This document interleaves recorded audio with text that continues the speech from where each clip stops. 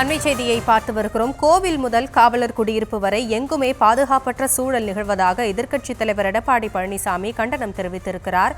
அது குறித்தான அண்மை செய்தியை பார்த்து வருகிறோம். விவரங்களோடு இணைகிறார் நம்முடைய செய்தியாளர் ராஜேஷ். இபிஎஸ் தன்னுடைய கண்டன பதிவில் என்னவெல்லாம் தெரிவித்திருக்கிறார்? வணக்கம். எதிர்க்கட்சித் தலைவர் எடப்பாடி பழனிசாமி கண்டன அறிக்கை ஒன்றை வெளியிட்டிருக்கிறார். அதில் விருதுநகர் மாவட்டம் ராஜபாளையம் அருகே நச்சாடை தவிர்த்தருளிய சாமி கோயிலில் இரவு காவலர்கள் 2 வெட்டி கொலை செய்யப்பட்டு அவர்களது உடல்கள் கோயில் கொடிமரத்தில் கிடந்ததாக வரக்கூடிய செய்திகள் அதிர்ச்சி அளிப்பதாக அவர் குறிப்பிட்டிருக்கிறார். சென்னை மாநகராட்சி 196வது வார்டு பெண் கவுன்சிலர் அஸ்வினி கருணா அலுவலகம் மீது நாட்டு வெடிகுண்டு வீசி தாக்குதல் நடந்திருப்பதும் பெரும் அதிர்ச்சி அளிக்கிறது என்று இபிஎஸ் குறிப்பிட்டிருக்கிறார். கோயில் முதல் காவலர் குடியிருப்பு வரை எங்குமே பாதுகாப்பற்ற சூழல் இருக்க தமிழகத்தில் ஆட்சி என்று ஒன்று நடக்கிறதா என்றும் அவர் கேள்வி எழுப்பியிருக்கிறார்.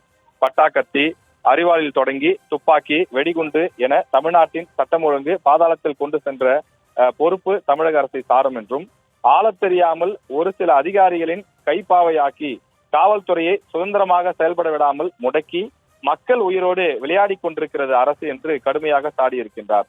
கோயில் கொலையில் தொடர்புடைய கொலையாளிகள் மற்றும் திமுக கவுன்சிலர் அலுவலகத்தில் வெடிகுண்டு வீசி தாக்கிய குற்றவாளிகள் மீது கடும் சட்ட நடவடிக்கை எடுக்க தமிழக அரசை வலியுறுத்தி கேட்டுக் கொள்வதாக எதிர்க்கட்சித் தலைவர் எடப்பாடி பழனிசாமி கேட்டுக் கொண்டிருக்கிறார்.